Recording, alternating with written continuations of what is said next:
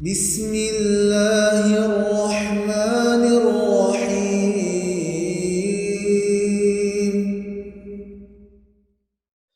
بسم الله الرحمن الرحيم. الحمد لله رب العالمين، والصلاة والسلام على نبينا محمد وعلى آله وصحبه أجمعين. We'll start off with the recitation. So, Abdul Karim, you can start with him. بسم الله الرحمن الرحيم. قال فأخبرني عن الإيمان. قال أن تؤمن بالله وملائكته وكتبه ورسله واليوم الآخر وتؤمن بالقدر خيره وشره. قال صدقت. قال فأخبرني عن الإحسان. قال أن تعبد الله كأنك تراه فإن لم تكن تراه فإنه يراك. قال صدقت. قال فأخبرني عن الساعة. قال ما المسؤول عن Say that again. أن تعبد الله قال كأنك تراه. قال أن تعبد الله كأنك تراه فإن لم تكن تراه فيراك. Yeah, carry on. قال صدقت. قال فأخبرني عن الساعة. لا. قال ما Here, after this one, after إحسان, there's no doubt.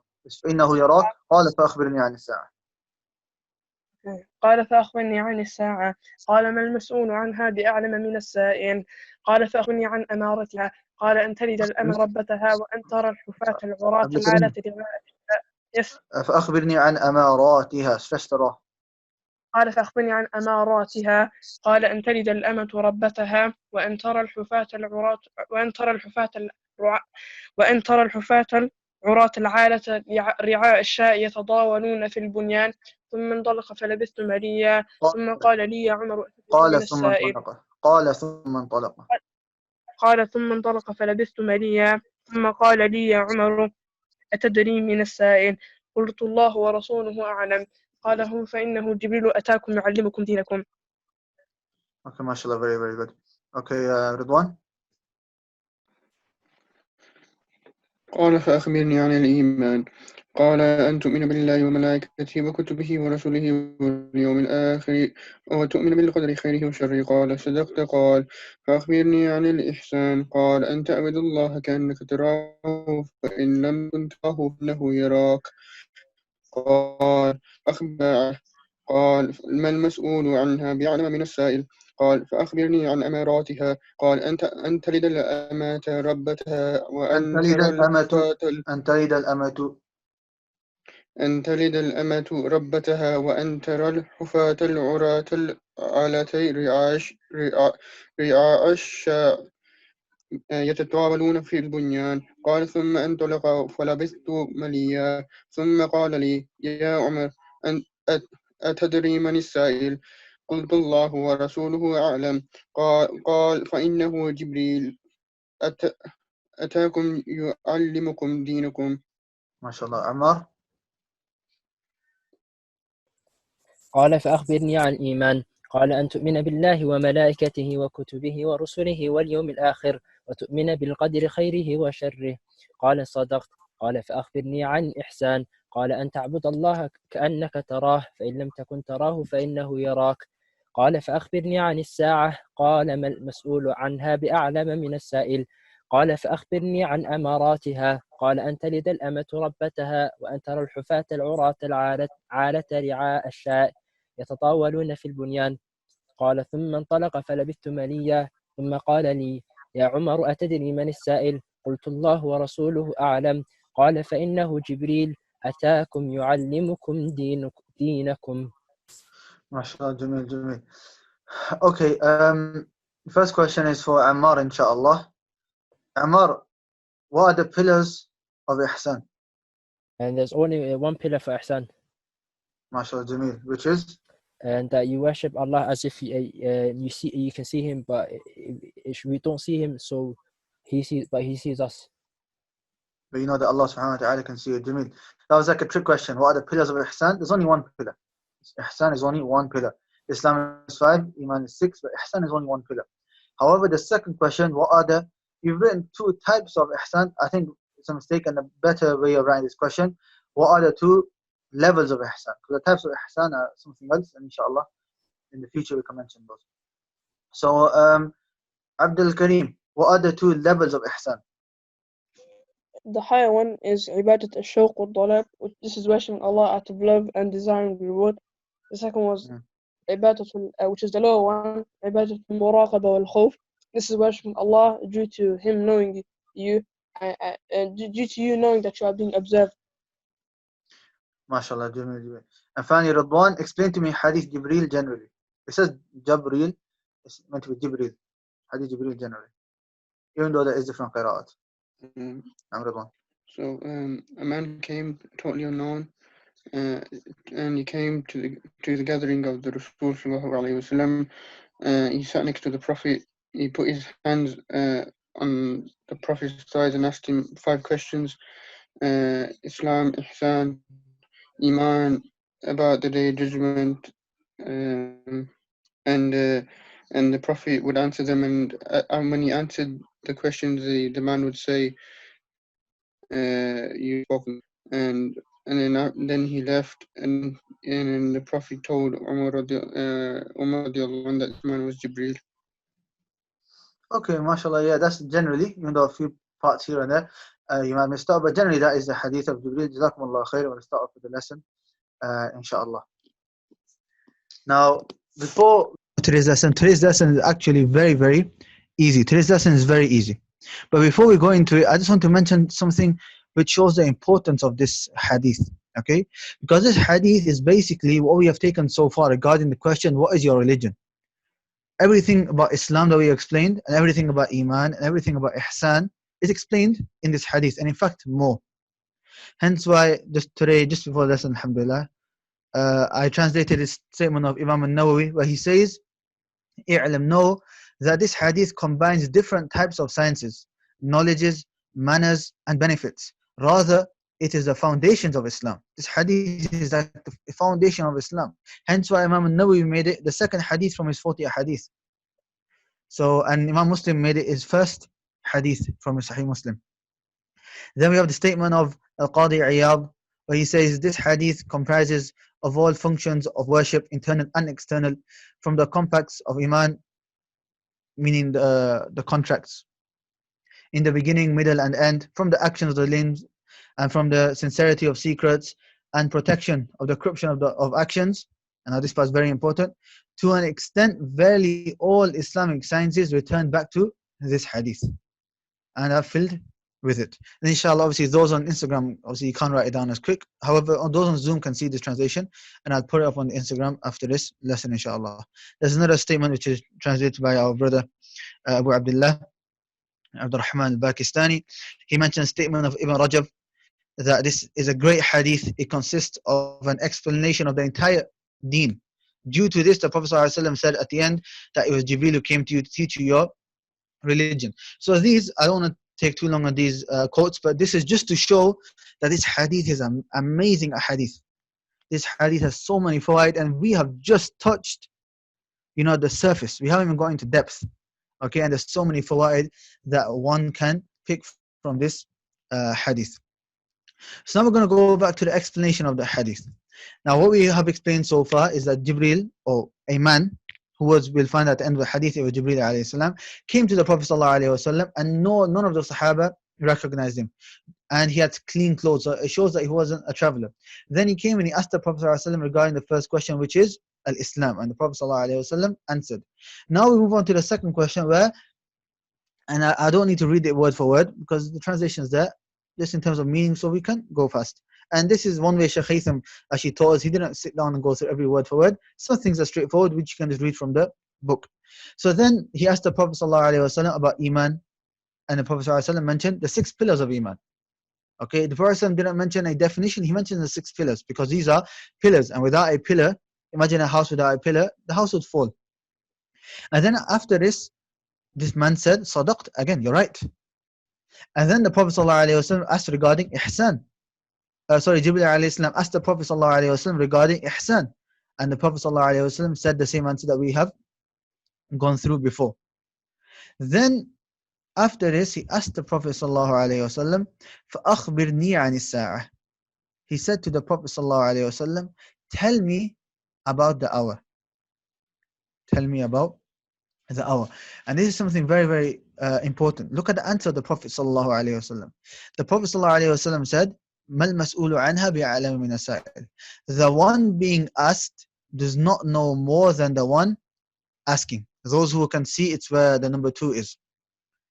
Though the one being asked does not know more than the one asking. Meaning, I don't know and you don't know. Why? Because this is from the matters of the unseen, and nobody has knowledge of the matters of the unseen except Allah subhanahu wa ta'ala. And if Allah subhanahu wa ta'ala wishes to give parts of that knowledge to in certain circumstances to whoever He wills, but the asal is that nobody has knowledge of the unseen except Allah subhanahu wa ta'ala. And subhanAllah, look at this. The Prophet sallallahu alaihi wasallam is basically saying, I don't know.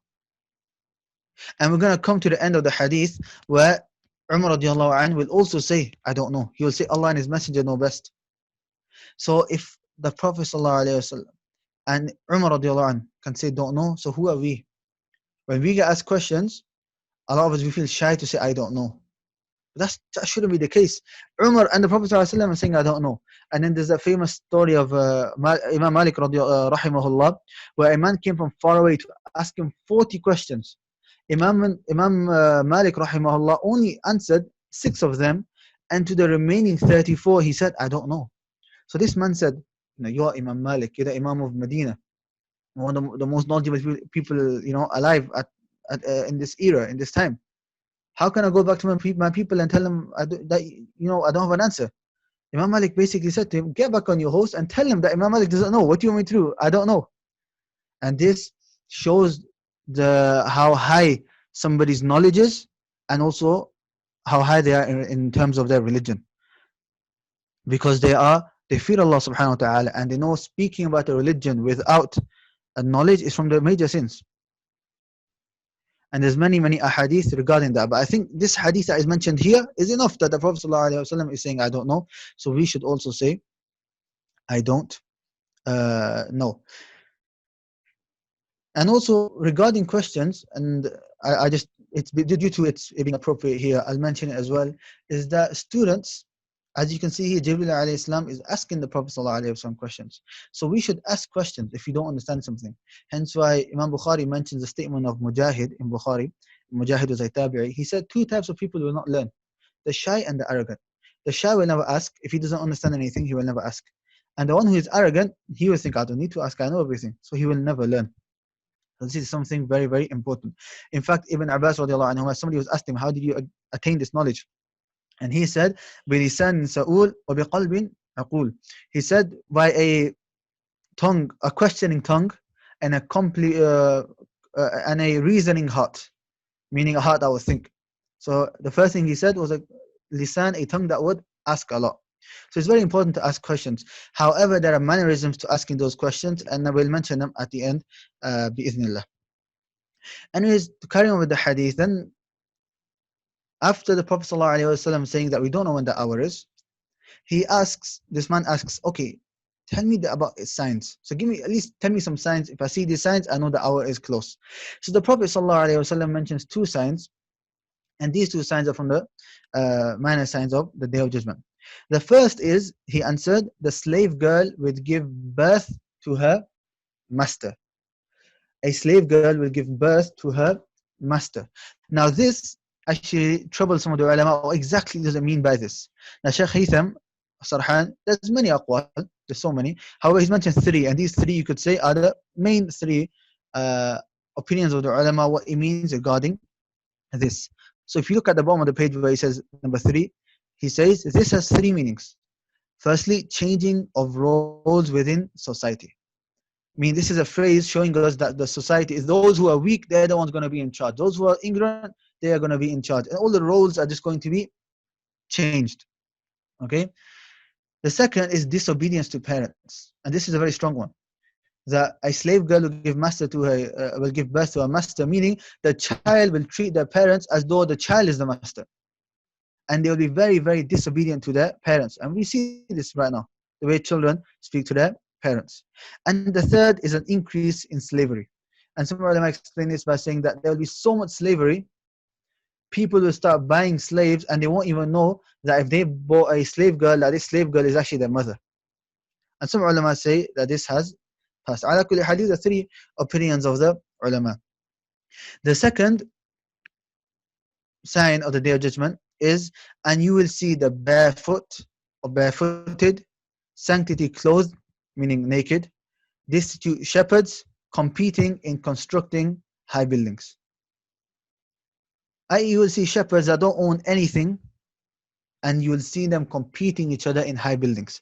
Ibn Daqiq al-Eid, he says, إنما خص رعاء الشاة بالذكر لأنهم أضعف أهل البادية.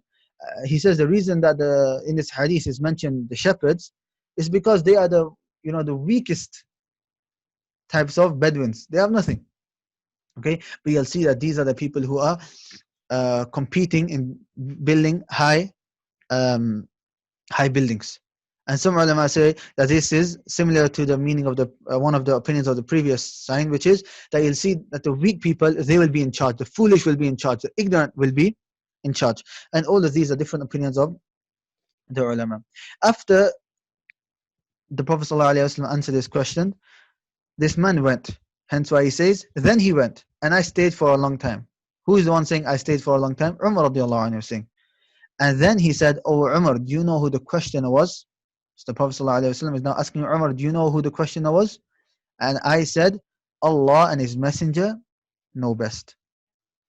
He said, the Prophet ﷺ now said, it was Angel Jibreel, it was Jibreel ﷺ, who came to teach you your religion.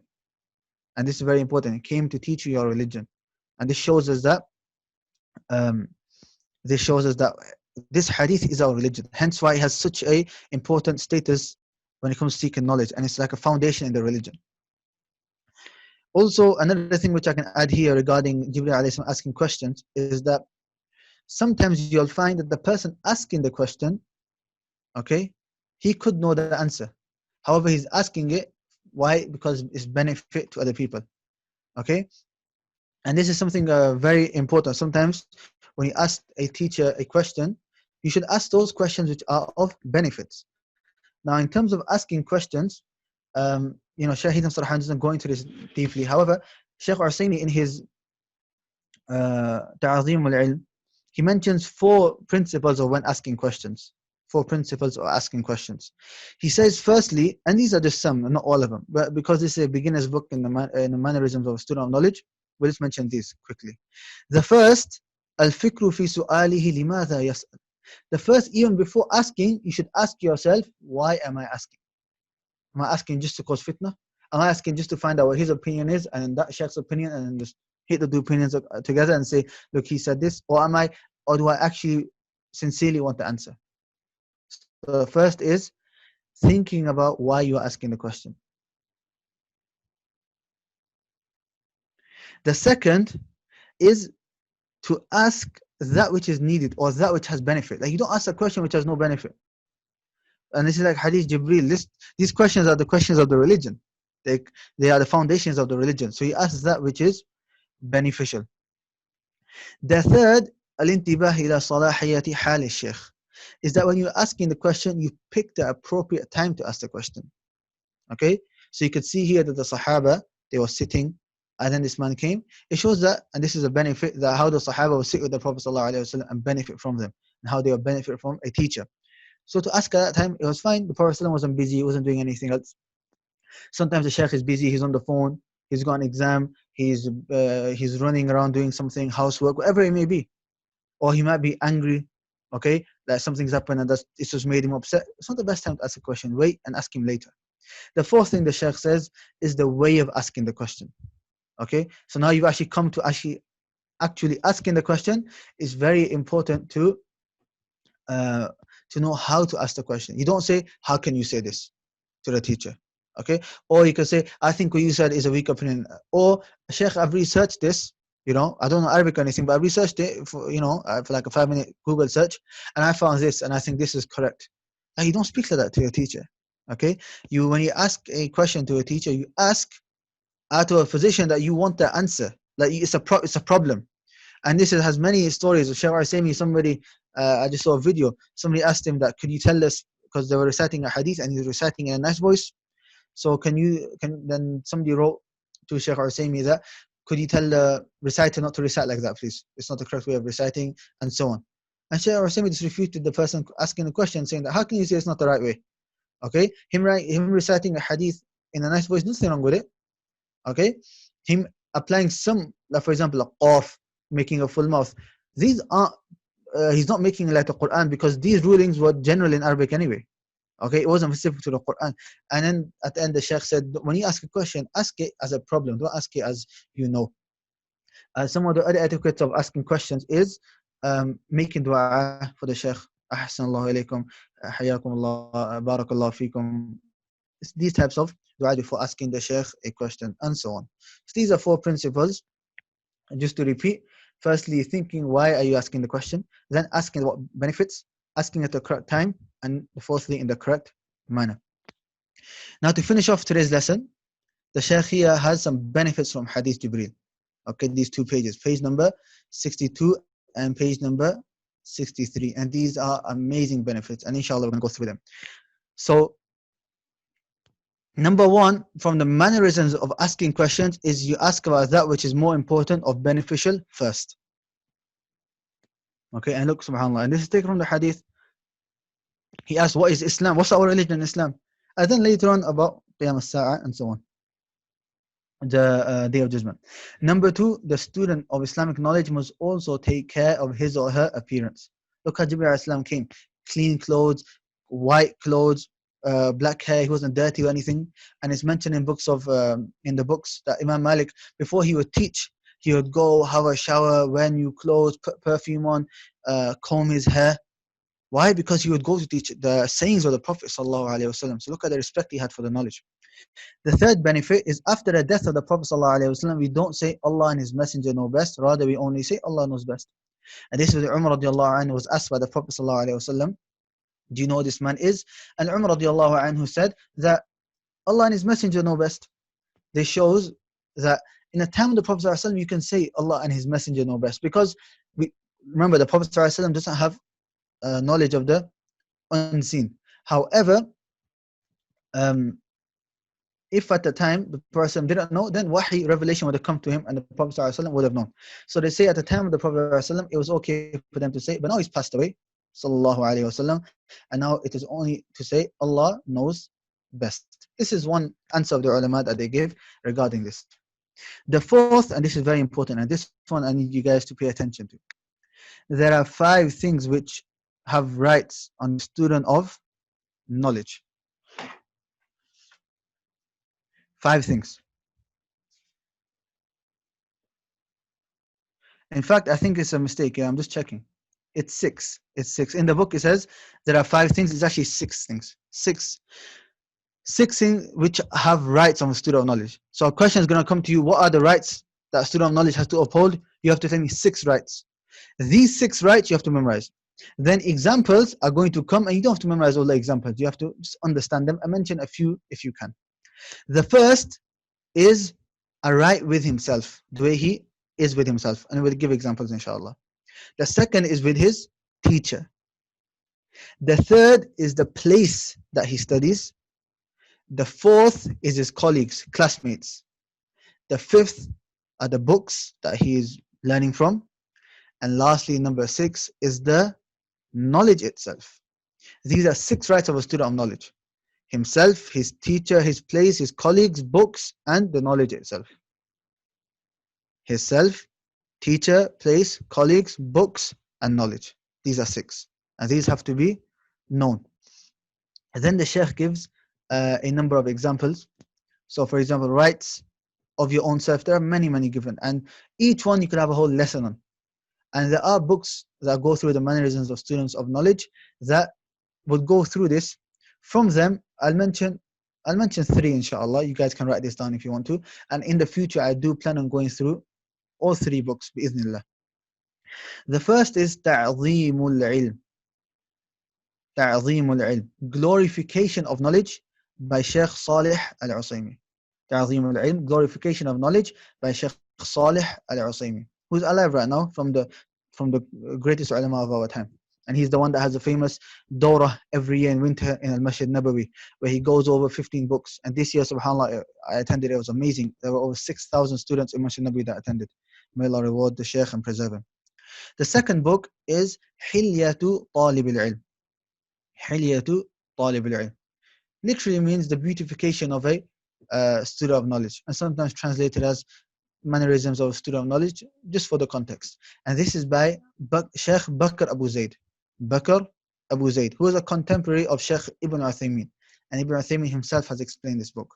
But it's called Hilyatu Talib al-Ilm by Bakr Abu Zayd. And finally, there's a book called Tadhkiratu Sami' wal Mutakallim. Tadhkiratu Sami' wal Mutakallim. I can't remember the English translation for this. However, this is by from the ulama of the past, called Ibn Juma'ah. Ibn Juma'ah. So these are 3 books that you can go to, and if you see lessons on this, it's highly recommended that you attend those lessons. So just to go back, rights of your own self, he gives a few examples. Be a follower of the Salaf, maintain taqwa, humble yourself, and be careful of arrogance. Be content with what you have been given. And he mentions a number of them which you don't have time to go to, but it's all in the PDF, so you don't have to write anything down on page 62. Then the rights of the place, I mean the place that you're in. So whether it's university, classroom, or a masjid, you keep it clean. Okay, but there's one point that I want to point out, which is the last paragraph. The masjid has further rights. If you're in the masjid, there's more rights, because it's the house of Allah subhanahu wa ta'ala. From those rights is when you enter the masjid, you pray 2 raka'at, called Tahiyyatul Masjid, the 2 raka'at of entering the masjid. Because the Prophet ﷺ said, if any of you enter the masjid, then do not sit until he prays 2 raka'at. And some ulama say that it's wajib, some say it's mustahab. Ala kulli hal, it should not be left off. The third is the right of the teacher. We mentioned a few of how to ask questions, but there's also others. Do not be extreme in praising him, okay? Because there are no belittling him. Okay, you have to be in the middle. Some, they have a teacher and they praise him so much and lift him to a level that is higher than his level. And that's not respect to the teacher. And some belittle him, they learn from him, but then they say, they speak bad about him. That's not respect to the teacher either. You be in the middle. And the Shaykh mentions other rights. The rights of colleagues. And this is very important, that your classmates, the way you are with your classmates, you don't have jealousy, you make dua for each other, you help each other. Shaykh Usaymin in that Dawrah, he mentioned something amazing. He mentioned that knowledge is mercy, and there'll only be barakah in there as long as the mercy is between its people. And subhanAllah, Shaykh Qasim also mentions Ibn Kathir in his one of his books, Al-Bidayah wa Nihaya. He praises Imam al-Dhahabi. And Imam al-Dhahabi was like a classmate to him. And these were the great giants of Islam. We have Tafsir Ibn Kathir, Imam al-Dhahabi from his famous book, Sir A'lam al-Nubala, the biography of the ulama from the beginning of Islam to the 7th century, and so many other books. Okay, it's not just these books, but maybe for the English audience, these are more famous. Okay, why Shaykh Qasim was mentioning that? Why are their books so beneficial? Why? Is because they had, look at the relationship, the respect they had for each other, the rahmah they had. Because of this, Allah subhanahu wa ta'ala allowed barakah to be in their books. And look how many people have benefited from their books. Then the next one is the rights of the book itself. Okay, you have to take care of the book, especially books that has knowledge generally, but more so a hadith, and even more so the Quran.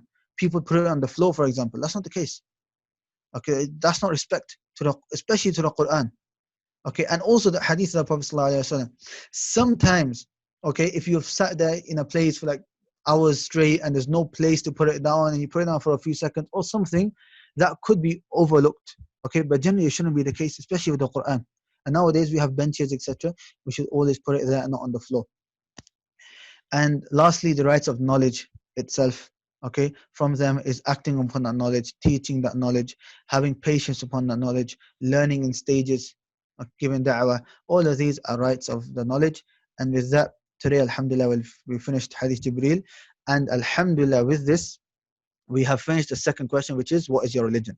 So if you have to recap, the book is split into 5 parts.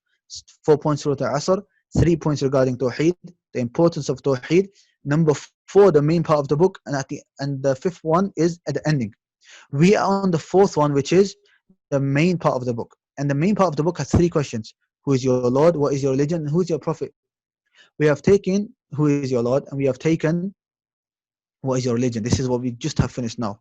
So because we have finished this question, next lesson, which is Tuesday, inshallah, will be a revision session, and we will revise from the beginning of the book till today's lesson.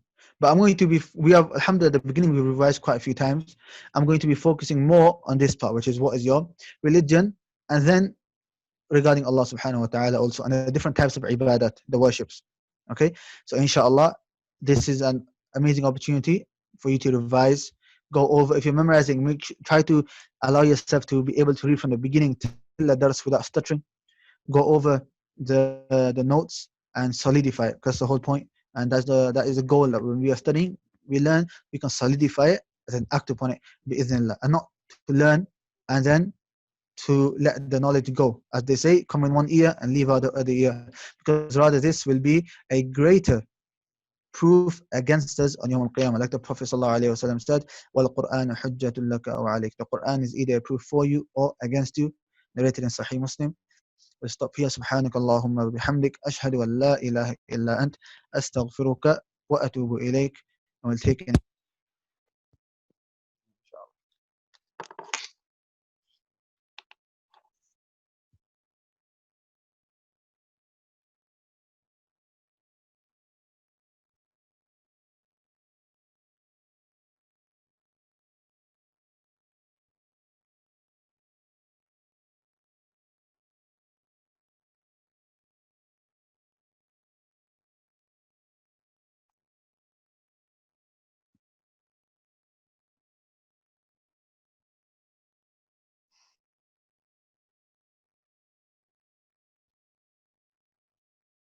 Okay, Allah Musta'an. I just saw the the comments now.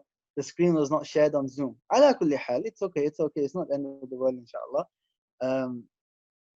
You haven't missed anything, just a translation. Those translations, inshallah, I'll send them into the WhatsApp group and I'll put it onto Instagram. And you guys should have the PDFs of anyway, and you can just follow the PDFs. Okay, hopefully you are going through the PDFs with me. So inshallah, it's not the end of the world. Alhamdulillah, qaddar Allahu wa ma sha'a fa'al. Don't worry, yeah, I forgot to press the sharing the screen, and unfortunately I wasn't able to see any messages. Allah musta'an, I actually turned off my phone, so I didn't see any message. Khair. La bas, alhamdulillah.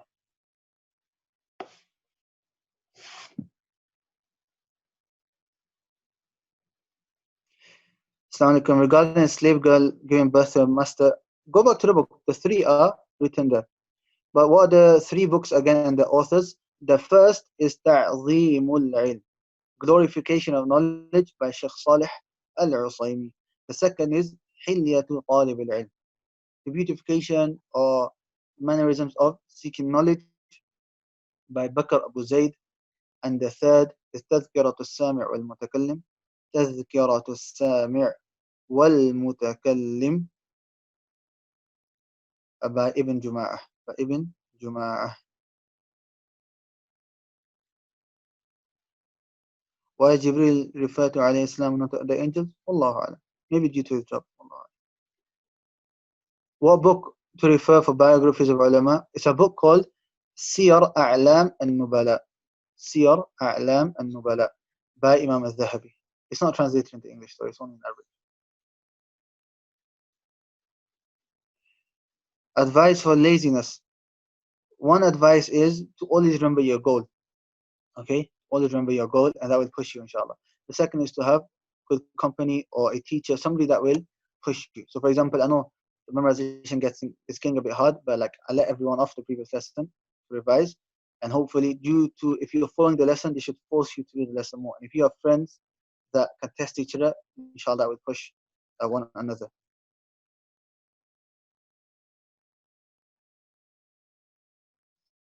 Yeah, it could apply to some of the Gulf countries. It could. Wallahu a'lam. How done active on knowledge? For example, we learned that. I'll give a fiqh example, which is easier to understand. So, for example, we learn that. Let's just say, I don't know, I can't think of an example. Okay, let's just say we learned that the Prophet ﷺ said that the 2 rak'at of Fajr are better than everything in this world. Okay, this world and everything which is in it. So what do? So we get up and before Fajr we pray those 2 rak'at. We act upon that knowledge. We just learn a hadith and we acted upon it. So that's an example. Is alayhi salam reserved only for prophets and for Jibreel as an exception? Wallahu alam, I don't know. Can we place our books and mushaf in a backpack? It's allowed, but then it comes into respect, and this obviously changes depending on person and situation and time. Okay, so if you're traveling far, okay, and you know you can't hold it in your hand the whole way, or you got other stuff in your hand, then you can put it in the backpack, but you know try to be put it in a nice way, keep it so it's not jumping around and it won't break or anything like that.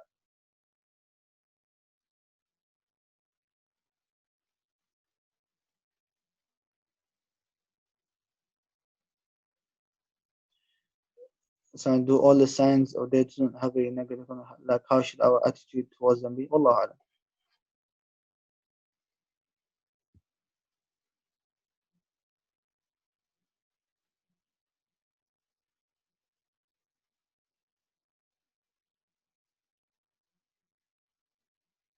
Placing the mushaf below your waist, what's the ruling on it? Wallahu alam.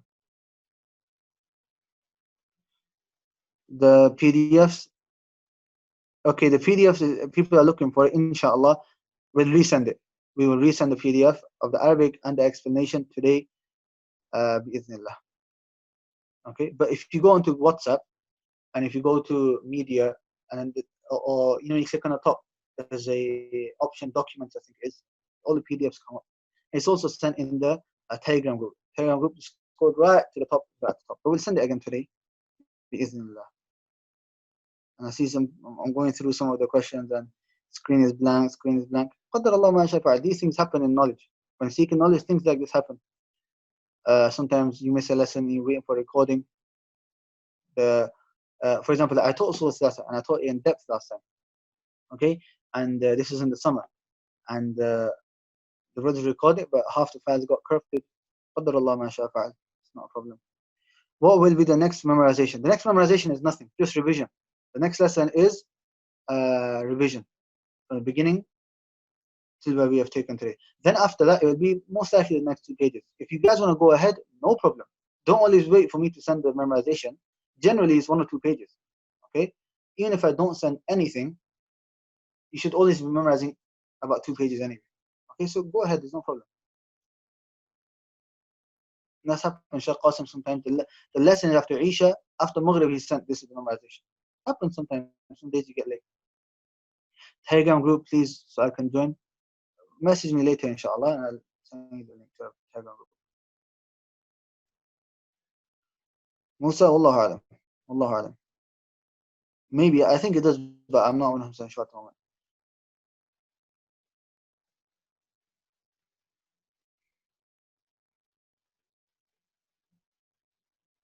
The third is mentioned in the book at the bottom. The 3 meanings: disobedience to parents, slavery, and the third is the changing of times. Or I can't remember what was the wording in English. You said changing of roles within society.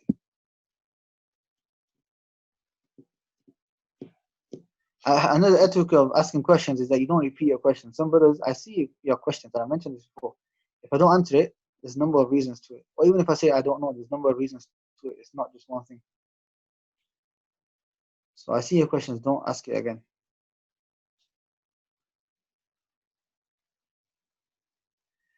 Okay, khair, we'll stop here inshallah. Subhanakallahumma wa bihamdika ashhadu an la ilaha illa anta astaghfiruka wa atubu ilayk.